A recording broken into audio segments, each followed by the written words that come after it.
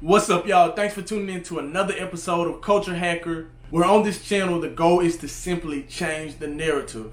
If you're new to the channel, like and subscribe. It really helps the channel. This episode is dedicated to the death of 5-year-old Hinnant from Wilson, North Carolina. I just want to dedicate this video to you. Rest in peace.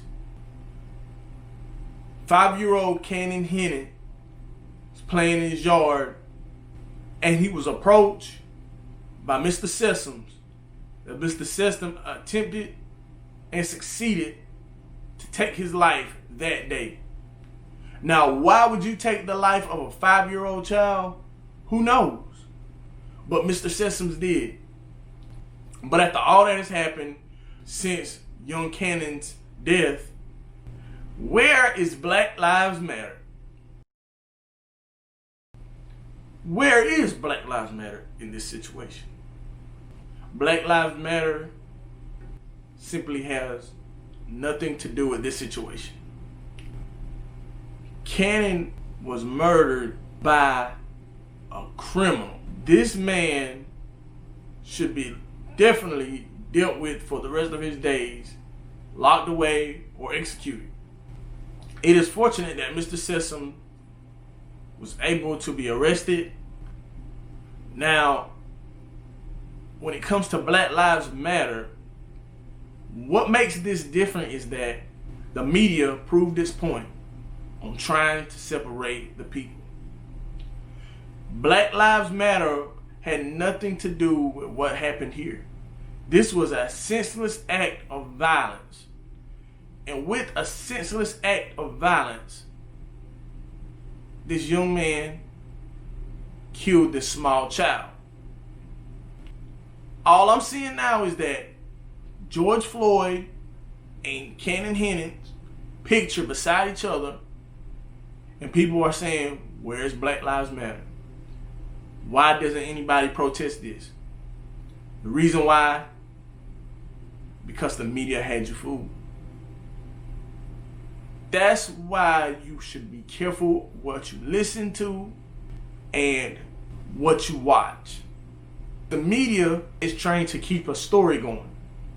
For Hinnant family, they have received justice in a sense, because Mr. Sessoms, who killed young Hinnant, is in police custody, will soon to be tried and most likely serve a life sentence or execution in prison, which is understandable. But the police officers that killed Breonna Taylor and George Floyd still wrong. So now you ask, where is Black Lives Matter?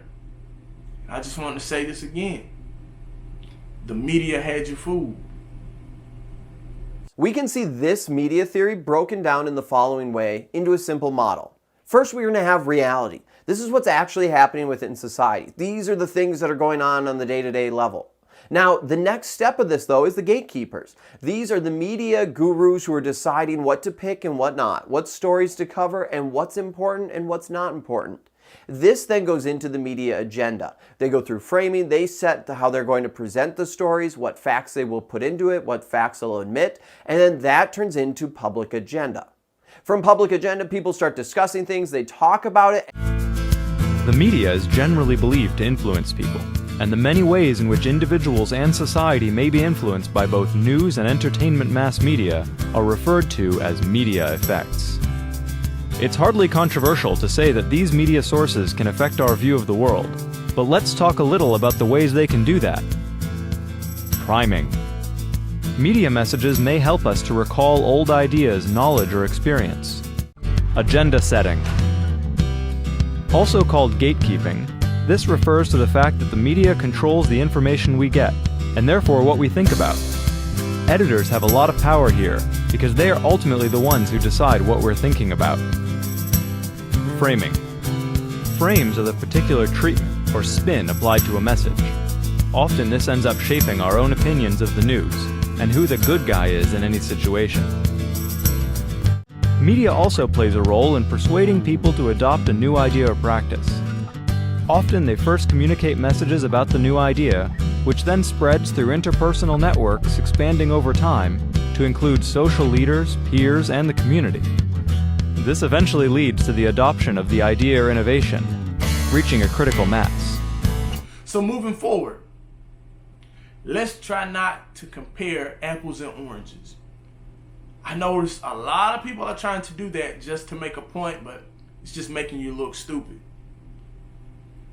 We have to realize that things happen that we cannot control, but we also have to realize the media controls what you see and what you don't see.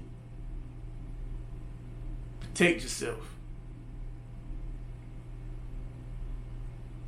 Because at the end of the day, the agenda could definitely be hidden.